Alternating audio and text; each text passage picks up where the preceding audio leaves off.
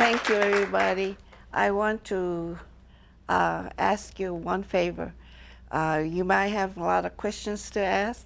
If you can hold off until I finish my speech, because if you tell me something, I get distracted and I'm all over the place. So I want to start from the beginning.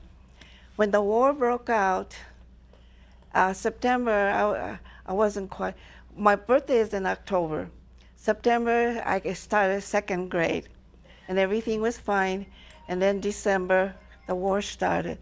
My parents were extremely shocked to see what's going to happen to them. And my father says, maybe we'll just continue doing whatever we are. And my Japanese name is Takako. And he would say, Takako, you can continue school as if nothing happened. Lillian, I can't hear you. Yeah, me neither. Is there something? Hello? Yes, better. Sorry, maybe I should hold it like this then. Okay, anyway, war started, and then I went to school in December until winter break, and there was 2 breaks. When I went back to school in December, all the kids, everything was normal. Nobody said anything, nothing. So after the winter break, New Year's in January, school started. And I go on the bus to go to Compton, California, where my school is. And I usually sit in the front seat with a girl that's there. And when I tried to sit there, she would scoot over here and there and not let me sit down. And the bus driver would never start the bus until everybody's seated. So he stood up and told the girl, move over and let her sit down. And he was yelling, and he's a great big huge guy. The little girl got so scared she started to cry. But she scooted over towards the window, which she doesn't really like to sit by the window. But she scooted over there and hugging the window as tight as, so I thought, she doesn't want me near her, so I sat at the edge of the seat.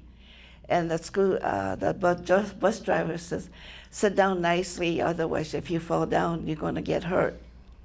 Anyway, when I went to the school, entered the school, usually my classmates are there to greet me. But when I got off the bus, nobody's around, and everybody ignores me like I had leprosy. Anyway, I didn't know what to do, but the school bell rang, so I thought, oh, okay. So went into the school, and I told the kids, hi, good morning, and they just snubbed me, gave me a dirty look. And the teacher says, well, everybody sit down. And she continued our studies. And I love going to school. And I wanted to learn what she's going to be teaching us today. And so I was engrossed in my studies. Okay, recess time, we were to go out. And we have one swing, and us girls get in line and take turns. When my turn came, the girl says, you go back to the line. You're not able to swing with us. So I got back in line, and then when my time came again, they said, no, you cannot swing. I looked at my teacher, her name is Miss Stark. She said, come on over here and sit down. I said, why are the kids treating me like this? What have I done, or why are they so upset with me? And she says, well, actually, the war started in Japan, started the war. And I said, yeah, but I didn't do anything. So why are they hating me so much? And she says, well, I guess it's because of the war. Anyway, she says, just sit down here. And so I was sitting there wondering what to do. I'm looking around, and I saw the boys. They're playing on the monkey bar. I used to go to Saturday Japanese school, and we had a monkey bar. I learned how to play on the monkey bar, and I was pretty good at it. Anyway, I decided to join the boys, and I looked at the teacher, and her and the 3rd grade teacher highly engrossed in their conversation, so I just snuck off and got in line with the boys, thinking the boys will say, go back, you belong with the girls, you don't belong here. But the boys all looked at me and didn't say nothing. So when my time came, I kind of hesitated, and this boy said, it's your turn. I said, oh, okay. So I got up and played on the monkey bar. and I did some tricks and so forth. And the little boys were was amazed at what I could do. So I said, I'll teach you how to swing so you can skip one round and get the other one. And I did that for a while till school started. Well, anyway, this continued through school days. And I was so upset that I didn't want to go to school. But I love my teacher. My kindergarten teacher, first grade teacher, they were extremely nice teachers. And I love going to school to learn more things. So finally, I couldn't take it anymore. Well, when I go home, my mother says, the FBI was here and took Papa away. And I said, what did Papa do that day? Because I knew that if you do something bad, you go to prison. And so I thought my father must have done something real bad if the FBI came to take him away. And my mother was crying, I guess, because she says, Papa didn't do anything, but they just told him to pack a suitcase and we're going to take you away to prison. And so my mother said, what are we to do? And he's trying to explain to her what to do about the farming. And he's speaking in Japanese, of course. So the FBI man said, no talking. No, you cannot talk. Just be quiet. So my mother decided to figure out ways to do it. And she's telling me, after school, you have to kind of help me. At the peak season was the iceberg lettuce. So she was, we had Mexican laborers come in to help, but they were told that they cannot help us anymore. Even our landlord and I had a cattle rancher. They wanted to come and help, and the FBI men said, if you guys try to help her and her mother, you will be arrested. So they couldn't help us, and my mother and I, my mother would tell me what to do and so forth, and we gather up the iceberg lettuce, take it to the side of the house. It's in a crate with brown paper, and my mother says it has to be watered down before the man comes to pick them up and take it to the market. The man is Japanese. He had a great big huge pickup truck. And he loaded it up and took it to the market in Los Angeles. And when he was gone, my mother says, well, we'll go and pick up some more for maybe tomorrow. But then I says, the man, I see him coming back, and I says, it's still loaded with the lettuce. She says, uh-oh. When he came back, he says, they won't buy it. They said, take it back, it's poison. And so after that, the FBI man keep coming to our house and looking around and so forth. And every time he comes, I would ask him, why did you take my father? He didn't do anything. And he would never answer me, give me no answer. And he would tell me one day, did your father bury something somewhere? And I knew he buried something I'm not supposed to tell them. But I said, yes. And he said, where is it? I said, behind the bathhouse. So he saw an irrigation shovel against the wall. He picked it up. It's very, very heavy. He's in his black suit with a big cigar hanging on his mouth. He went to try to dig up the hole there, and then he said it was hot, and he was sweating and so forth. He said, what is buried there? I said, well, I had a white kitten, and it died, and my father buried it there. And if looks couldn't kill, I could have died right there. So he took the, and then they said, well, let's go. He had a partner, a younger man. He was a real nice-looking young man. I look at him, all he does is just kind of smile at me. So I thought, oh, he was a little bit kinder. Anyway, so they went away. A few days later, they came back, and he says, I want to know what your father has in the back shed over there. I says, it's locked. I said, it's not locked anymore because he used to have the DDT powders and equipments to spray the vegetables. And they said, is it, I said, it's not there anymore. I don't know where it went. Actually, my father buried them. That's what he did. I wasn't supposed to know that, but when my mother and father's quietly whispering something, my ears are more sharper, trying to listen to it. And so we have an outhouse in the back, and so behind the outhouse, they were digging a hole, and that's where the DDT powders and stuff were buried.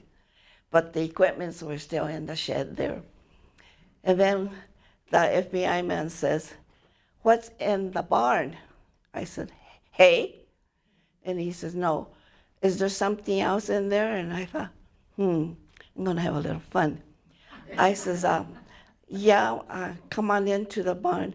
I says, "There's a balcony up there. I want to show you something up there." He said, "Really? Oh, okay." Oh, he was enthused. He thought there was something special. So I took him up there. In the corner, I picked up a little red little baby rat. I said, "Isn't that cute?" And I never heard so much cuss words in my whole life. I don't know what he was saying. He stomped down the stairs, and he got into the car with his partner and took off. And then next time he came, a week later, came back again, and he's stopped short by the bridge, and he's telling his partner, "Stay in the car. I'm going into the house to talk to her mother."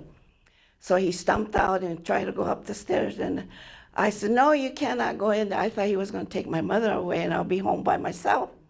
So the irrigation shovel, I picked it up and I was going to hit him with it. He saw me coming with it. It's extremely heavy, but I lifted up and I was going to hit him. He ran to his car, got into the car. I couldn't run fast enough because the shovel was so heavy. But then I slammed it against the car and bent his fender.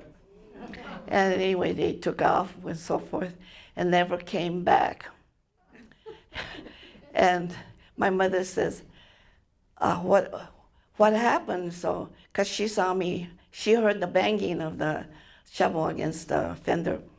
And she says, "You picked up that shovel and tried to hit him?" I says, "Yeah." And she was going to pick it up. She said, "Well, pick it up and put it back where it came from." I tried to pick it up. I couldn't lift it. So my mother tried to lift it. She couldn't even lift it. So she dragged it back to the house and lifted it. Talk about losing your sanity for a while. Oh, I had the strength of a giant, I guess. I was so mad at him. But actually, they never came back. And then there's a group called the JACL, Japanese American Citizens League. Some of you may know. In the early 1800s in Washington, D.C., JACL was formed. And the reason for that is the second generation older folks decided to form this group to help the immigrants coming in from Japan to work in America or start a business. So my father came first. He was married, of course, and then he ended up in San Pedro or Los Angeles pier. Anyway, the JCL man came and took him and asked him what he was here for. He says, "I want to learn more about American farming, and I would like to have some lands and so where I can do some farming." And so JCL man looked around. In Gardena, California, there was a place, and there was a house available too. So my father was introduced to a Japanese couple. They were established in Los Angeles, had a business going, and they in turn came to help my father learn English. So if my father is self-employed, he has to go to the market and so forth to buy equipments and supplies. So he needs to speak English, of course. So I guess he learned quite good because he was able to communicate with the people. And he had the house, so he was more or less established and starting the farming. So he decided to now call for his wife. So my mother came, and my mother lived in a home that her father was a politician, more or less like. Anyway, she had a easy life, but when she was supposed to be going to school and so forth, she never went to school. In high school, she would take her lunch and go to the beach and cut class. Anyway, she was quite mischievous, and I think I got my mischievous attitude from her. Anyway, my mother came, and my father learned how to eat steak. He loved beef, and most of the people in Japan, they eat nothing but fish. They don't even eat chicken and so forth in those days, in the 1800s. And my mother was born 1898. Anyway, he told her, I want to grocery store and I want you to cook this piece of meat. Well, she didn't even know how to boil water. She never learned anything while she was in. She was treated like a princess in Japan. Anyway, so she put the meat on the skillet and cooked it for him. And she cooked it so hard it was like rubber, I guess. And he says, don't you know how to do anything? She says, I never learned how to cook or do anything. Mama always did everything, you know. Mama is called Oka-san. Anyway, he says, I'm going to call the Japanese couple that used to help me. And so he had them come. And they were in their 50s by then, late 50s or so forth, ready to be retiring. They came and taught my mother how to cook American food and Japanese food. She didn't know how to even cook Japanese food at all. So she learned, and things were going good, but then she would mess up some things, and my father would get upset and said, you know what, I think I'm going to send you back to Japan. You are useless, hopeless, and so forth. And my mother said, physically he was not abusive, but mentally he was very, very abusive. So they continued doing what they could. And the JSL man came over and told us that we are going to be put into a concentration camp. And my mother says, what does that mean? I said, I don't even know the meaning of the word concentration. And she says, a prison, jail, or something. I says, no, it didn't sound like that. I don't know. And then the JCL man started to tell her in Japanese what it meant and so forth. And he says, you need to start packing your stuff. You can have maybe a duffel bag and a suitcase. That's all, just 2 items. And she said, what about my dishes and furnitures and beddings and so forth? And he says, you have to have it stored somewhere else. By then, the landlord came over and took everything and stored it into his barn. And it should be there. But when the war started and so forth, my mother says, we probably will never go back to there, because when we were in camp, our landlord sent a telegram stating that the barn burned down, the house is still there, but the barn burned down to the point where everything is not usable. The tractors and so forth are just burnt. But when you come back, I will help you rebuild the barn and get the equipments for you. And so my mother says, see, I don't think we will ever go back. And then when the time came to the point where the outsiders are able to come in and see their Japanese friends, the landlord came. And I was in school, and the MP, the military police that brought him to the house, the landlord says, can I go to the school and talk to Takako? And they said, no, you may not. You can just stay here for 2 hours and we'll come and pick you up again. So he didn't know what to do and told my mother, you have a pencil and a paper or something. So she had a tablet. He wrote 5 pages of whatever he wanted to talk to me about. And when I came home, there was 3 big boxes on the table. I said, what is that? Oh, she says, the landlord was here. There's a letter that he wrote to you. And those boxes, one contains Baby Ruth, the other one, Hershey Kisses, and the other one is Fleer's bubble gum. The bubble gum is something that when he used to come and pick up the rent from my father's out in the field, so he's waiting for him to come. Meanwhile, he's just standing there looking at me, and I would chew my bubble gum and blow it and say, smack on my face, and he would laugh and so forth. So I think he decided I should have some more bubble gum. Anyway, my mother shared that with everybody that she could think of. She had a part-time job in a mess hall across the way, not in our mess hall. And she was just a waitress, like first in the beginning, but the chef's assistant cook had a stroke or something. He went to the hospital, and then they said that he's not able. He was half paralyzed, so he wasn't able to work. So the chef came out and asked all the waitresses, there's about 4 ladies, that any of them would be able to help if he needs help in the kitchen. And my mother's looking around, nobody was there. My mother raised her hand and says, I'll help you. She says, tell me what to do and I will do it. And so she learned how to cook more better. This chef he had a restaurant in Los Angeles, and naturally it closed down when somebody threw a brick through the window and so forth. But he had a very faithful customer, a couple that used to come in there to eat 2-3 times a week. When they got shut down, they went in there to gather up all the staples and so forth, thinking that they could save it for him when they're able to come back after the war, if the war ever ends.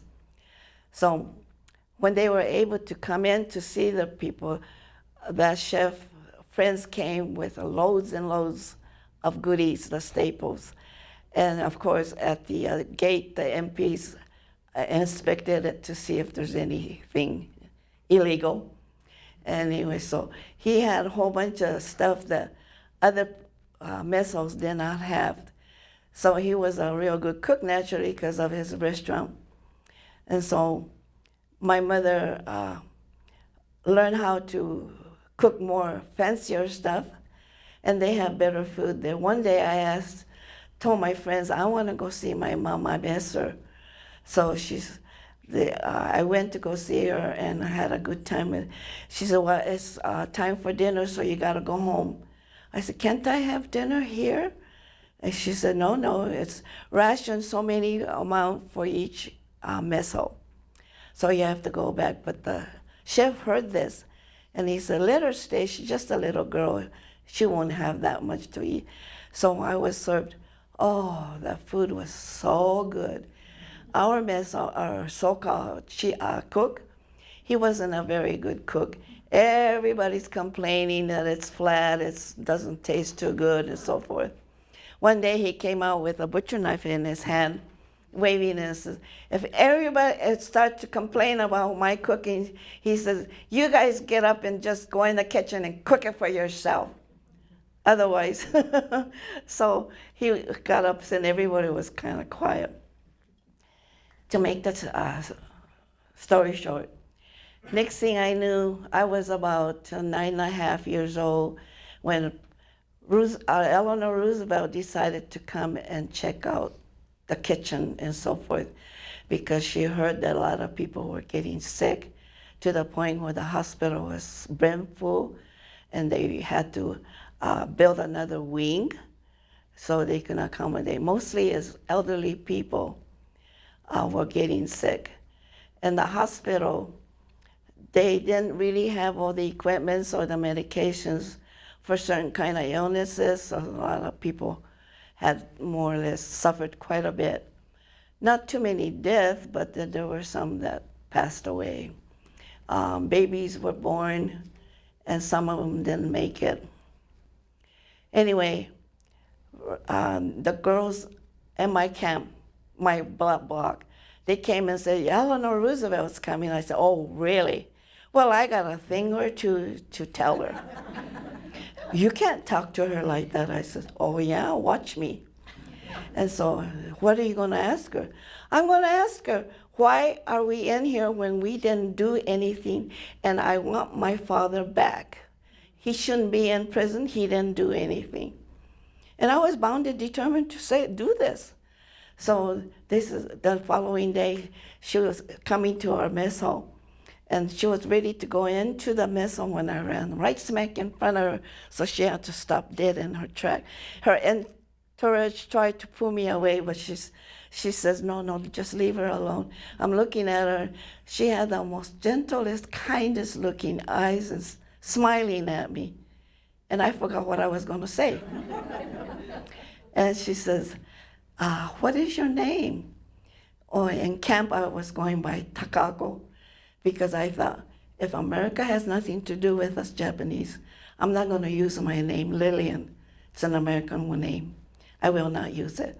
But when she asked me what my name was, I said, Lillian. My friends are listening. They go, oh, she's lying. And I looked at them, and she says, that's a pretty name for a pretty little girl. She said, I want to ask you something. I said, yes. She said, the foods that you get here, there's something that you do not get and would like to get. What would that be? And ice cream. Everybody started laughing. I mean, they just burst out laughing. And I just kind of smiled at everybody. But I was dead serious. I wanted ice cream. Because I used to have ice cream quite a bit at home because there was a lady in a pickup coming ding, ding, ding, ding-a-ling in the farm. And my mother would give me 5 cents to go buy ice cream. So I always had ice cream. So anyway, she says, well, I'll try to see what we can do about that, okay? I said, okay. She said, now excuse me, can I go into the mess hall? I said, oh, so I pouted. And my friend says, do you think we're gonna get ice cream? I said, oh no, you know how adults are. They say things to kids to comfort them, I said, I don't think so. I said, but then a month later, while we were having dinner, the block manager came in and said, I have an announcement to give. And he looked right at me and he says, Eleanor Roosevelt made it possible for you kids to have ice cream this coming Saturday. An ice cream vendor will be here and it'll be in the middle of the empty field. There was an empty field and all the camp barrack blocks were all around it. That empty field is when they had baseball, football, and so forth. Later on, they built a stage down below this mountainside. They scraped down the mountain to the point where everybody can sit down and watch the movie down below. They built a real nice stage. So afterwards, we had stage productions too from outside. The Legionnaires or what, they would bring their band in and so forth. And we had one young man with a guitar, and he says, he was fluently in Japanese, and he could sing Japanese songs. So he sang Japanese songs and so forth, but I'm afraid the Japanese people didn't accept it. They just thought that he's not Japanese, he shouldn't be singing our songs. Anyway, our block, we had about maybe 10 or 12 barracks. Each barrack, the two ends of it was wide open. When we were put in there, my mother and I had a lady with 2 children, and so we were able to stay there. But I had a problem with the 2 children. I think they were twins, but they weren't going to school. They should be I was in the 2nd grade, they should be in the 1st grade, but they weren't going to school. So I just looked at them and go to school. When I come home, I had a table and I have my books and my color books and coloring books, reading books and so forth. They were scattered all over the floor. And I said, you kids did this? And they shook their hand. I said, who did this? And they go like that. So when my mother came, I said, look at this mess. My mother said, who did this? I said, those two kids, I guess, those two girls. And so my mother talked to the mother and says, my two kids will never do things like that. They're real good kids. And she said, well, who did this? She said, well, your daughter must have done it herself. And so my mother went to the block manager and complained about her. So the block manager told my mother, the two girls are kind of retarded. So that's why they are simple-minded and so forth and can't do anything and cannot go to school. They need special care. He said, I'll move them. But once I moved them, just the two of you can't stay in this great big huge room. So I'm gonna have to move you two also. My mother said, that's okay, that's all right. So a few days later, the block manager came and said, you know what, you two can just stay here. So I was happy. We had the whole place to ourselves. And Montgomery Ward gave us catalogs to the point where we could order things that we weren't able to get in camp. So my mother got a hot plate and so forth, and pots and pans, and she would bring home some things from the mess hall where she was working, and we'll make stuff. When my birthday came, she would make me my special. It's like a mochi, but it's inside out. The red beans is not inside the mochi; it's on the outside, and the outside is just sweet rice. Anyway, it's something special, and was my favorite thing, so I used to look forward to that. And she was able to make that because the chef at where she worked got all those supplies that his friends brought in to him. So she was able to make quite a bit of other things too. Anyway, we had, like I say, a mess hall was 2 barracks put together, I think. And then the block manager was at one end, and he had a direct telephone line to the MP's office and the hospital. And we had a laundry room where my mother everybody can go take their laundry. And we had a bathhouse. One side was for men, one side for the women. When we first entered the bathhouse, I'm looking around, I said, where's the bathtub? And then my mother says, I don't know, there's things around the wall, and there's ladies taking a shower. And I says, the water's coming out of that pipe there. And my mother says, yeah, well. And one lady's telling my mother what to do, and she said, okay. So got in there, and my mother turned the water on. It scared the living daylights out of me. I screamed and started crying. I said, oh my goodness, we're gonna drown. And, you know. So anyway, time went by, got used to it. So like I said, my mother works in a mess hall, so when she comes home, it's pretty late. It's about 6:30, 7 p.m. Her and I, when we go take our bath, nobody's in there. We just have the whole place to ourselves. And then in the middle of the block, there was this court, like a basketball court. And I thought, I knew what a basketball was. So I said, is there a basketball around? And the teenage boys brought it out. I said, could we play? And no, you kids are too small. Get away, scoot. So we just never got to play, but then we would go to the mess hall side. On one side, there's a street that the people, the delivery guys will bring in the ices and the food things. Our food was nothing but packaged food or canned goods. We hardly have any fresh fruits or vegetables. So naturally, our food was not very tasty. They had to, the chefs had to figure out ways to try to make a good meal out of whatever they had. The fresh vegetable, once in a while, I guess there were yellow onions, carrots, and I thought the potato was, I thought the potato was pretty good, but they came out of this huge can. And so when he makes stew, it didn't taste like how my mother had learned how to make it. And there was salt and pepper and soy sauce and ketchup. One day, on my plate, I got this black brown thing on my plate, and I thought, what in the world is that? And then beside it, there was another green black thing. And so I'm looking at it and didn't know what to do and how to eat it. And it looked like a piece of meat, this black brown thing. I cut into it and took a bite out of it. It's liver. And I says, there was a boy that came and sat behind, right in front of me. I said, what is this? And he says, liver.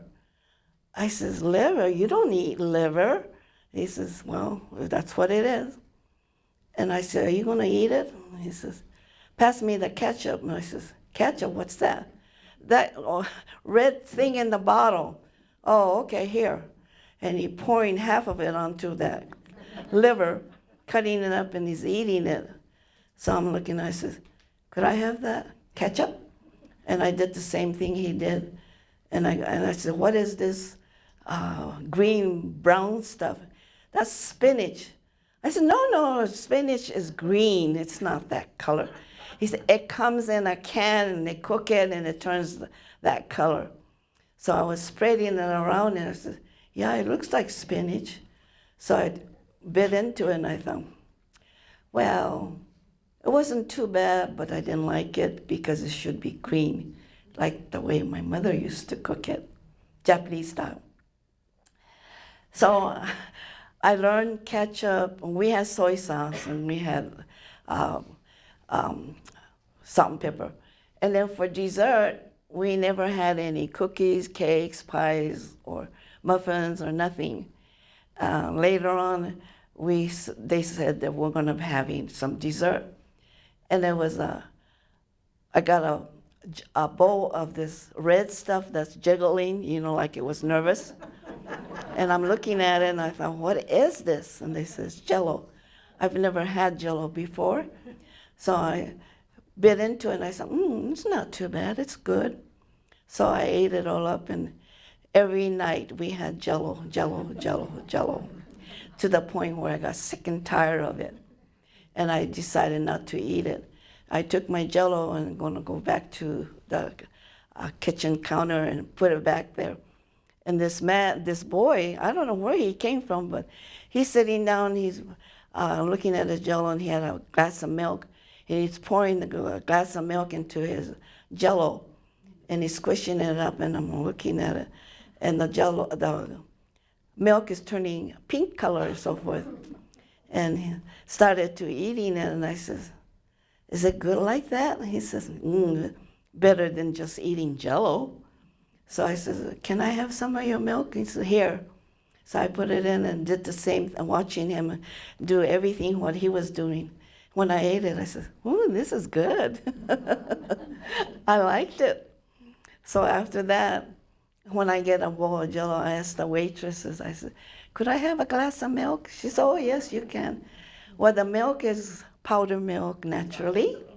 It's made a night before, so we can have it the following day. For breakfast, we got egg and toast. I don't think nothing else.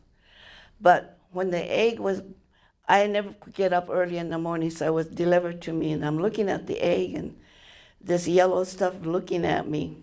And I said, this egg is raw. And the man that brought it to me says, no, it's called sunny side up egg. And you can eat it with the toast, I says, no. I'm used to my mother cooking it scrambled with soy sauce and every kind of flavoring. So I'm not used to looking at an egg like that. I never saw a sunny side up egg before. So I wouldn't eat it. So when my mother came home to check on me, she said, you didn't eat your egg? I said, yeah, it's raw. She started laughing. She said, no, here. So in a hot plate, she turned it on and she broke the egg and kind of scrambled it, and she put some soy sauce on it. And she said, "You got to eat something, so eat this." So I thought, well, okay, it looks better that way. So I ate it, and I thought, it's not bad, it's good. So the following morning, well, what happened? Sunny side up egg and a toast. I don't know if they had any other things, but lunch, I don't remember exactly what I ate all through life there. I remember the stew because the stew didn't taste very good. The meat tasted strange. And then they told me it was mutton. And I says, "Oh, you know sheep's?" And I says, "I don't like it, but I ate the carrots and the potato." And I used to sit with two bachelor men because all the others are sitting with their family, and my mother's away cooking somewhere, working somewhere else. So I had to eat by myself, and I decided to join these two gentlemen. And they would say, "Takako, you don't want to eat them, your stew?" And I said, "I don't like this meat. It just tastes, could I have it?" I said, "Well, I kind of bit into it." "That's okay." They scooped it up and put it in their plate, and they ate it. So when I used to sit with them, they're always looking at me to see if I'm going to finish my dinner. And got to the point where I said, "Are you still hungry?" He said, "Yeah, they gave us this much. I would like to have another plate of it or a bowl of it." And so I thought, I don't really care to eat, you know. So I ate a little bit, and I said to the man, "I don't really want this. You want it?" "Yeah, okay." And they scoop it up and put it into their plate. I could have eaten it all up, but I decided they seemed more hungry than me. So I used to share my stuff and give it to them.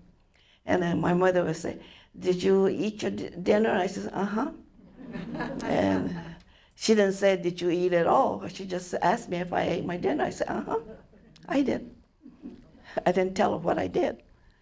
But I didn't care.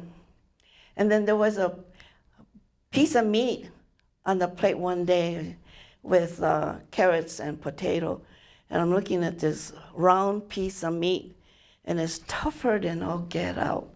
I couldn't even cut it. I asked the boy next to me, "Could you cut it?" He said, "I can't even cut mine. I'm going to take it, and when we're playing outside," he says, "I'm going to just chew on it." I said, "What is it? Is it beef?" And he says, "No, it's buffalo." I said, "Buffalo?" So anyway, I did the same thing. I had a pocket in my dress, so I put it in my pocket. Took it out, and then playing with the kids and stuff, I take it out and take a bite out of it. It's really, really tasty, but tough, like leather. And then I decided, well, it's very, very good. But just before the war ended, we had a steak. And I thought, boy, this is a nice piece of steak, but I cut into it, and it kind of tasted sweet-ish, you know. I said, how come it tastes kind of sweet? And it's horse meat. They were feeding us horse meat towards the end. And the Japanese people in the month of July, they have a festival remembering their ancestors, the people who passed away. The people who passed away that year, they have a special service in the Buddhist temple. Well, they had a Buddhist church, but I used to go to Sunday school and everything else. But one day, after the service, they have this street dancing. It's like a festival, and so there's about 4 or 5 steps to it, and we will go learn before, and I love to dance. So I was in there dancing away, and intermission, my mother says she's making that mochi special for me, so she says, "I look forward to it afterwards." So I says, "Oh, okay." Intermission, they announced that us kids that are dancing are able to have lemonade and sandwiches. So go up to the front there. And everybody's running towards there, but I had the fan, fanning myself and not wanting to go. And there was this little girl tapping me on my shoulder, and I looked at her and I said, "Hi." And she goes, "Hi, I just love watching you dance. You dance so beautifully." I was flabbergasted. I said, "Thank you. How come you're not dancing?" She said, "I'm not a Buddhist." "Oh, what are you?" "I'm a Christian." "Oh, what's a Christian?" My Christian journey started from there. That was July. In the month of August 1944, the war ended.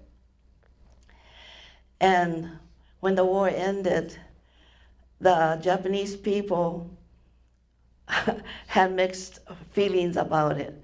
A lot of them said Japan lost the war, but we get to get out of this camp and go back to our home. So, they had mixed feelings about that. I said to Mama, "Are you happy that we're going to be able to get out?"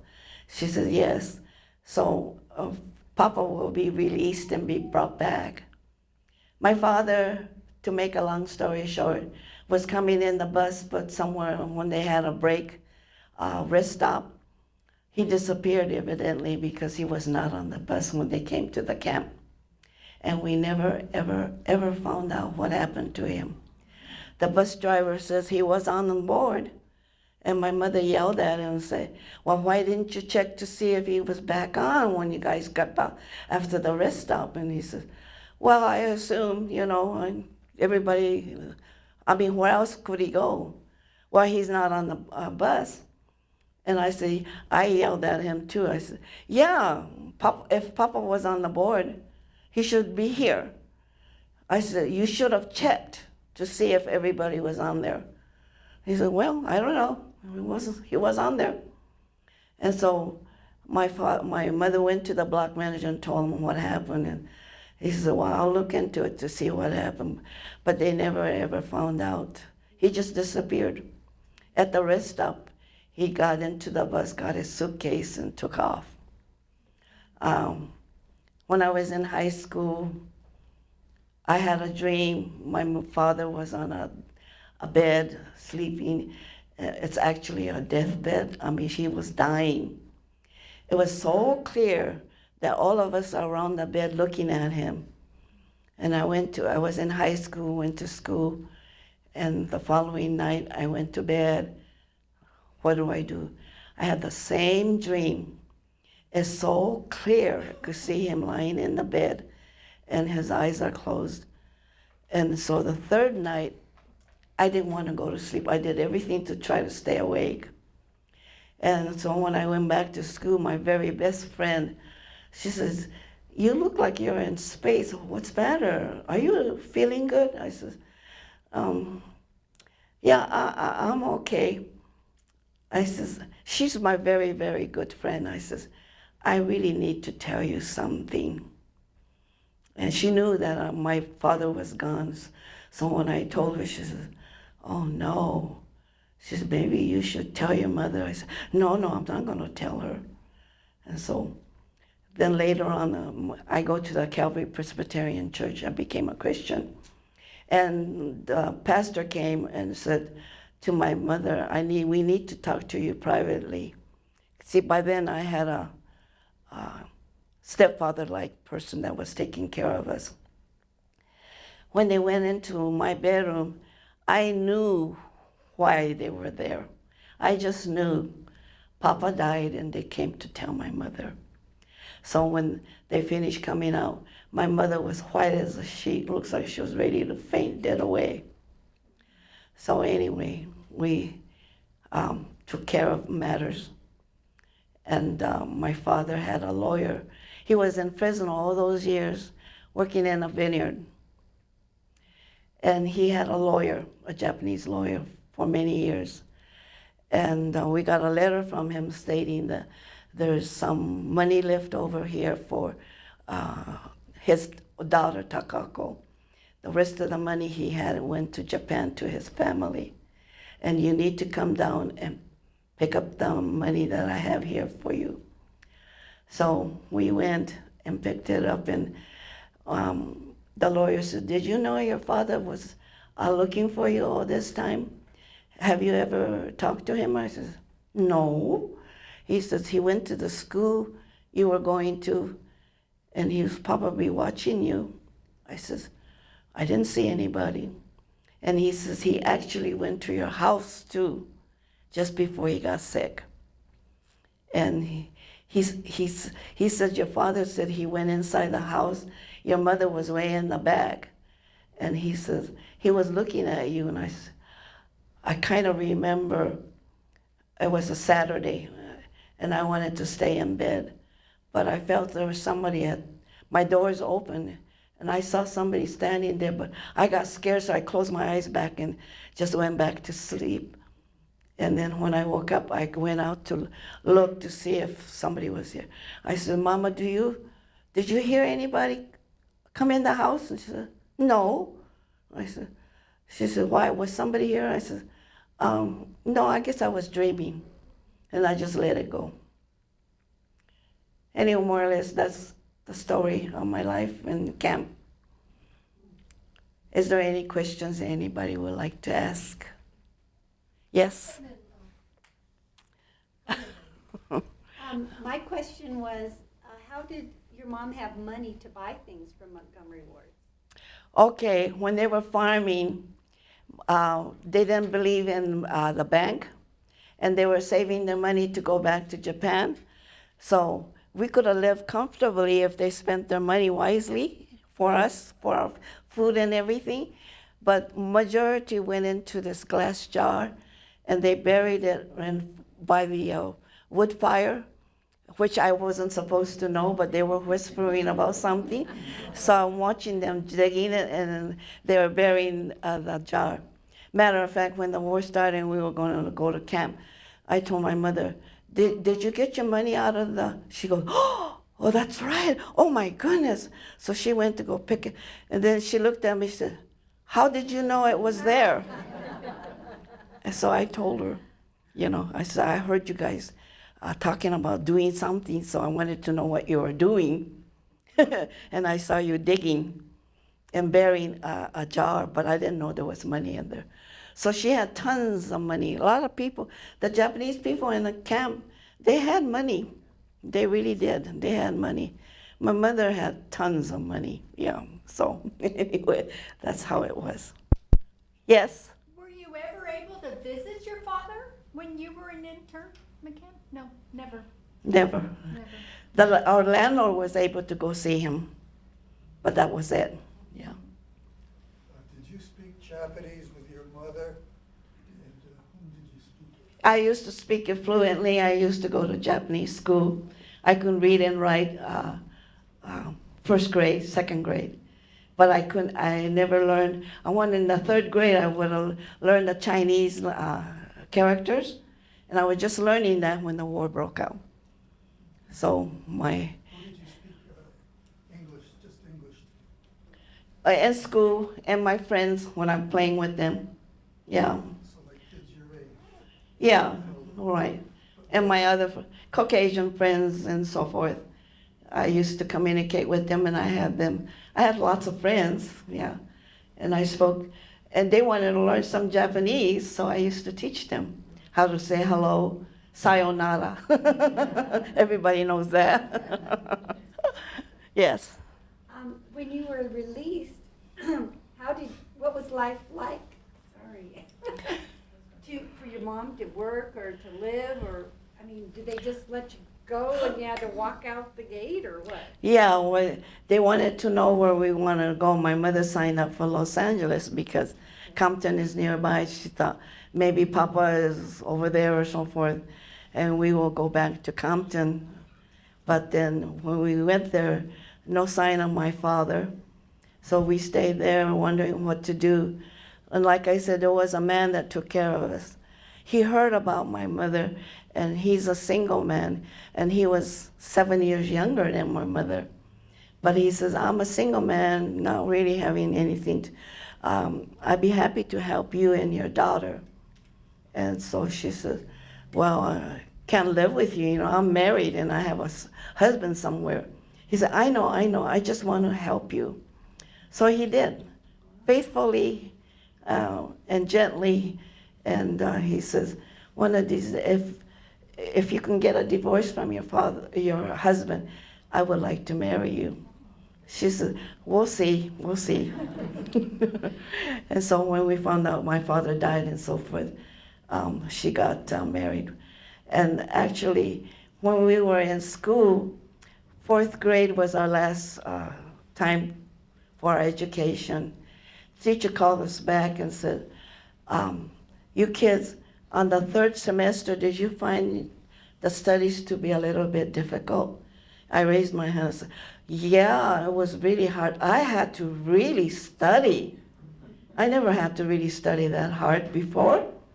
And he says, well, I have to tell you kids, we were teaching you fifth grade lessons. And because when you go out, you'll be that much ahead and possibly be able to be comfortable going to school in your fifth grade. So when I did go to fifth grade, I had my teacher, Mrs. Strong. She told me one day to stay in during the recess time. She said, you know, you seem to know everything that I'm teaching now. She says, you just understand that much? And I said, I have to tell you something. So I told her, oh, she says, I thought I had a genius on my hand. She says, I was afraid to be teaching, that you knew more than I did. I said, no, so after you teach, when I go to sixth grade, I'll probably have some difficulty. She said, I don't think you'll have any difficulty at all. Yes? Was your mother able to keep the money that she saved? Yeah, whatever was left over, yeah, plenty. Yeah, she did. And she got a job working in a floatel cannery. When we were in Stockton, California, when we able to more or less find a place and so forth. So she got a job working in a floatel cannery, canning tomatoes. The owner is a lady, and she knew about how the Japanese people are super efficient in their work, honest people. So she hired all the Japanese ladies that wanted to work. So, pardon? Were you in Manzanar? No, I know people were in Manzanar. They had a worse life than we did. It's an abandoned land with nothing growing and so forth. But one thing I have to say, they had a vegetable garden. They were able to grow vegetables. So they have vegetables to eat. Well, we didn't have any of that. But when Eleanor Roosevelt came, she decided, she sent crates and crates and crates of iceberg lettuce. Each of us in our block, every single one of us, even the baby, got a quarter piece of iceberg lettuce. When we were eating that, looking around, and everybody is so quiet, no arguments, no nothing. And then there's two bachelor men is looking at me, and they said, "Are you gonna eat that?" And I said, "Yeah." And I thought, oh. So I ate most of it. I said, "Oh, it's so big and so forth. You want it?" So he took it. I gave it to him. I was going to eat it all, but he wanted it, so I gave it to him. Yes? How were you accepted when you got out of your confinement? At the school? Everywhere. Yeah, well, when I had a difficult time sometime when I tried to take a bus or something. One lady was really, really mean to me, so forth. But in school, when I signed up for fifth grade, I thought, okay, if these kids gonna start picking on me, I'm going to fight back. So I was ready. So when I went to school and I sat down, and all the kids are looking at me, this girl is sitting in front of me. She's looking right at me, and I'm looking at her. I said, "Hi," and she goes, "Hi." I said, "What's your name?" I said, "Lillian." I said, "My name's Rosemary." I said, "Nice to meet you." "Yeah, okay." So recess time, they were playing this tether ball, and there's a pole with a ball that you knock around it and so forth. And so I don't know anything about playing. So I'm watching them playing, and then 2, 3 girls were huddled up and whispering something and looking at me. And I thought, what are they talking about? They said, Lillian, you want to learn how to play this? And I said, yeah, but I don't. Come, I will show you. So they taught me how to play, and I loved it. It was so much fun. So I had a wonderful time in school with the children. I had no problem, not like in the 2nd grade. I will never, ever forget that, even to this day. When I talk about prejudice or hear about it, I think about my 2nd grade class. One psychiatrist that was a patient of ours when I was working for a doctor, he says, have you ever thought of having a psychiatric care to, render your thing during? I said, I don't need no psychiatrist. I said, you're a psychiatrist. What do you think? Actually, I was talking with him, and he seemed to have a little problem, personal problem. And he started to tell me about it. And I says, you know something? I think you need a psychiatrist. And he gave me a dirty look. I said, well, you have a problem, you can't solve it. Don't you send them to the psychiatrist? I says, your patients, don't they tell you the same thing you have, maybe? You can learn from that. Anyway, so forth. So, anything else? Yes? Were the families ever compensated from the U.S. government? Yeah, towards the end, they had a reparation fund, and they were started off with $100,000 per person in the family.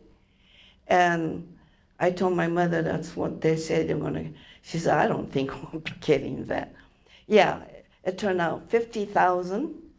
The following year, it came down to 40,000. And then later on, it came to 20,000. By that time, my mother passed away. Huh? She never got it then? She never got it. So I got 20,000. My husband got 20,000. Everybody got $20,000. With my 20,000, I told my husband, I said, why don't we just put it away for a retirement or something, But then when I was working for a doctor, he had a CPA that was not too good. So he always ended up paying high taxes and so forth. And he was complaining away. He says, I need about $15,000 to pay this thing. And so I talked to Stanley, my husband. You think we can have Dennis borrow the $15,000 we have in the bank? I'll make him pay it back with interest. So I told Dennis, his name is Dennis Yabumoto. He was a podiatrist. So I told him we were able to lend it to him, and I said, you can pay me back, okay? And he's little by little. He said, you'll do that? And I said, yeah, Stan says it's okay. So we did. And he paid me back more or less double. So, yeah, paid me back. Yes, Jean? Yes, it's such an atrocious thing that the Americans did to the Japanese. It's just unbelievable. But I never heard anything till I was in my 30s. Do you think that it's taught in schools and in places now like it should be? No, when I was in high school, we had my history class. There was just one paragraph about the Japanese being interned.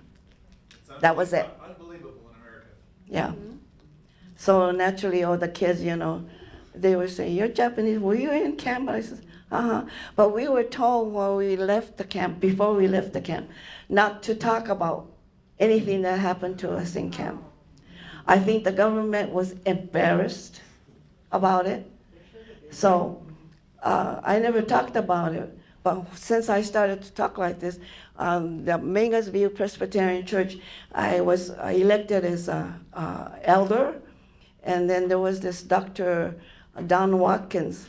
He came to my house to tell me my rules and regulations of being an elder, and brought back my book and so forth. So I learned about that, and I'm an elder again. I've been a deacon, then I've been an elder. did so many things in church. I used to work with Don. Oh, Don Watkins, yes. He was a wonderful, wonderful person. Yes. And anyway, so, yes? Are you still in touch with any of the friends you had in the camp? I wish I could, but I don't know where they went. I have no clue. When I went to Presbyterian Church in San Francisco one day, I was a teenager, and I was with a teenage group, and I'm looking at these kids, and I said, have any of you been in camp? And they said they don't really recall. One says, I think I was in Montana. And I says, anybody in Arizona? And nobody raised their hand. I'm looking for the girl that introduced me to Christianity. I've been looking for her and looking for her. I can't remember her name or nothing. So, but I went to this church because when we were able to find a place, we still couldn't find a place. Didn't have enough money to buy a house. So we were able to stay at the Calvary Presbyterian Church down basement. The Presbytery in San Francisco opened it up for us to stay there. Even though we're not Christians, we were able to stay there. So my mother was hesitant about it because she's not a Christian. But they welcomed us with open arms. So it's a wide open thing like this. We put partitions for each family, sheets and so forth. And that was our room, which was okay. And then they started the church upstairs a year later. I shouldn't say a year later. About 7 months later, they opened up, the presbytery opened up and got a retired Japanese pastor to conduct services. So when they started, I would go out onto the lawn and listen to them. And they always sang only one song every single Sunday in Japanese, The Old Rugged Cross. So that's my favorite. But I learned to sing it in Japanese. Yes. Were you ever able to go out into the community where you lived, or you always had to stay at the camp? We had to stay in the camp. We were not supposed to wander off into the wilderness, which I did. I went up into the mountains, and my friends came with me, and there was a man that caught a catfish, and he had it in a wash tub in the middle of the block, and I said, where did you get this? And he said, well, there's a river on the other side, on the south side of camp, and I went there, I said, you kids, nobody can go there, you're gonna get lost, because it's thick with bushes and so forth. So I said, oh, okay. But then afterwards, I gathered up my friends. I said, you know what? Do you want to go to see if we can find the river and see what they have there? Maybe we can catch a catfish. So I did that. But we went in and found the river, but the river was pretty wide and looked pretty deep. So I said, you know, on the other side, there's a watermelon farm there. I want that watermelon. And the kids said, yeah, how could we get it? I said, well, we couldn't jump. Well, let's see, maybe we could wade over. But how deep is, it's water is clear, you could see the bottom. So I looked for a stick and I found, and I put the stick, stick must have been about 5 feet long or something. Well, it disappeared on me. So I said, we can't wade, because I'm only 4 feet. I'll drown.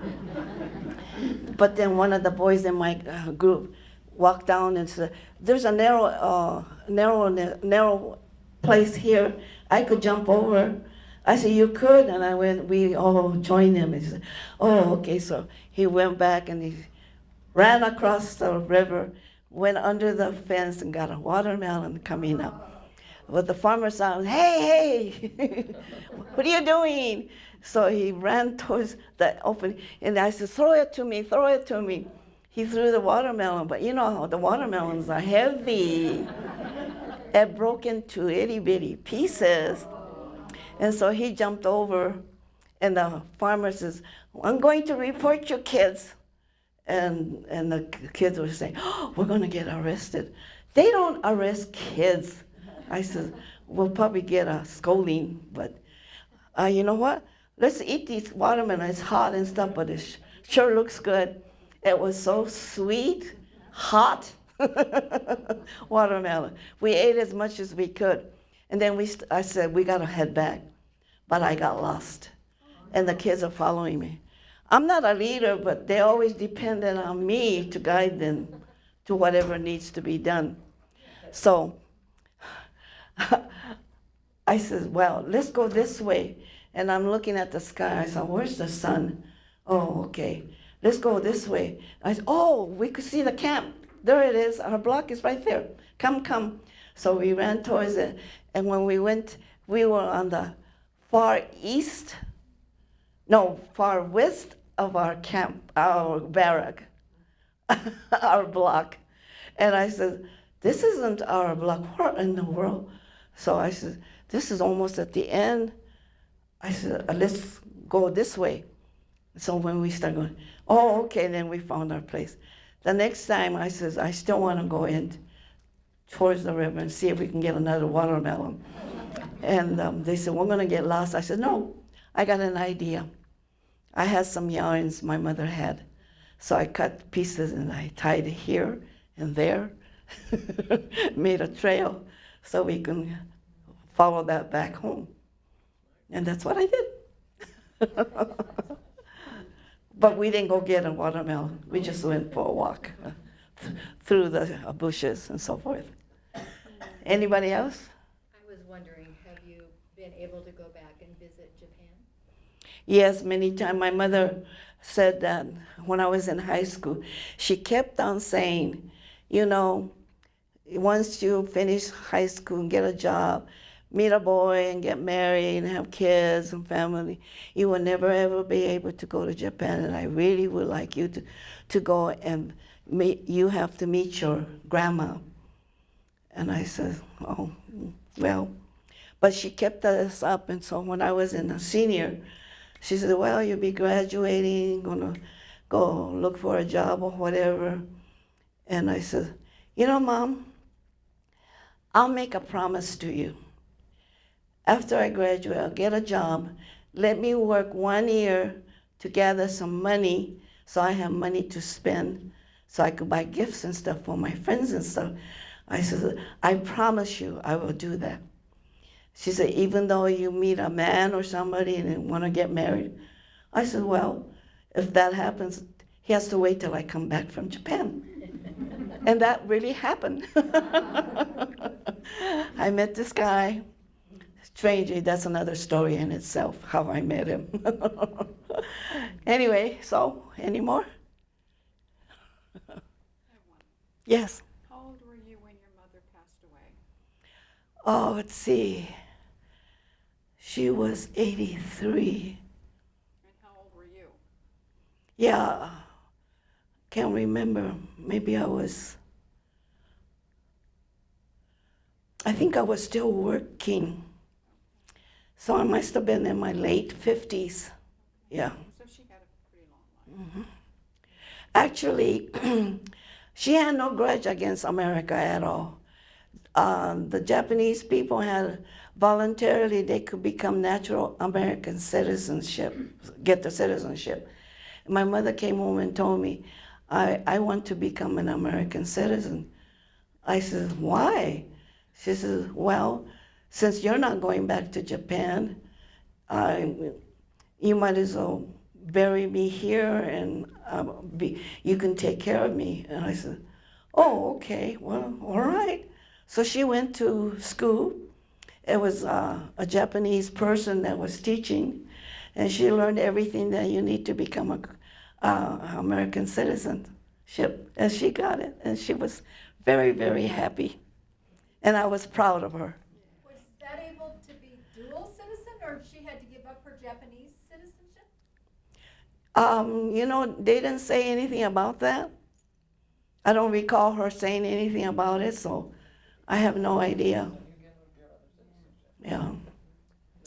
Oh, they said that she could become a natural American citizen. So her and a friend decided to go to school and learn. Yes? So you were a natural, or you were born in America, so you were a citizen then? Okay. Yeah, I was You didn't born have in to go- Gardena, California. Oh, okay. Went to a kindergarten over there. Then we moved to Compton, and then I started first grade and second grade there. My first grade teacher was wonderful. She would have us 5 minutes, put our head down and rest. And there was a boy across from me. He always pulled my pigtail. And I kept telling him, stop it. Don't do that. I'm going to hit you. He kept on doing it. One day he pulled it. I got up and I was going to hit him. And I looked at the teacher and she's looking up at me and she's going. She literally told me to hit him. So I just smiled and sat down. But then she moved him, and a girl was sitting across the street across me, the table from me. I have an interesting, colorful life. Any more questions? Okay. After the war, there were a lot of Caucasian Americans who were angry with the Japanese. Did you experience any of that? You indicate a very happy life. Did you run into any of this hatred that? It still exists. I suppose there are a few. A couple of years ago, I ran into a man in Fry's when I was shopping there. He said some things. Yeah. So it's still going on. But I met some other, one lady, she asked me if I was Japanese. I said, yes. I was already on a, and so she said, I heard that you people were in concentration camp, internment camp. How were you treated? Were you treated badly? I says, our politicians were much more or less civilized, and they're not cruel or anything. When they had done this thing, they noticed that we were freezing in the wintertime, very hot, so they accommodated us with things. Wintertime, we got a potbelly stove and got a big, huge sofa that was right by it. So I used to go to sleep every night during the wintertime on the couch, yeah. So they accommodated us as much as they could too. So you're saying, yes, there were bad things that happened, but you choose to focus on the good things. Mm-hmm. Is that what I'm hearing? Yes. Yeah, why focus on the bad things, Bad things are to be buried. All I think about is good things. And I meet lots of strange people, they say hello, and I love it when people talk to me, and everything. I'm in the grocery store, and I said, one lady says, I'm looking for something, and I said, it's in the aisle such and such, and I said, here, let me take you over there. It's an elderly lady, so I would take her, and so forth. And I just get a thank you, and I say, you're welcome, Life goes on like that. I have no ill feeling for anybody. People who abuses me. One time there was this lady. I don't know what was wrong with her, but at Walmart, she says, you need to go back to Japan. I said, God bless you. I mean, what else am I going to say? I'm not going to fight it or make any comments. So anytime from here on, anybody say anything bad to me, I'm going to tell them, God bless you. Okay? Have you ever spoken to schools? To Have you ever been asked to speak in schools? Yes, I have. I go to Liberty Traditional School. Oh, good. Yeah, I go there.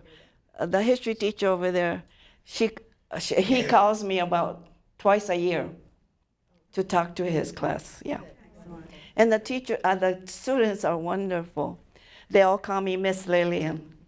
So when they see me, they say, "Oh, there's Miss Lillian. She's here again." Yeah. All righty. Thank you. Yeah. Thank you, everybody, for coming.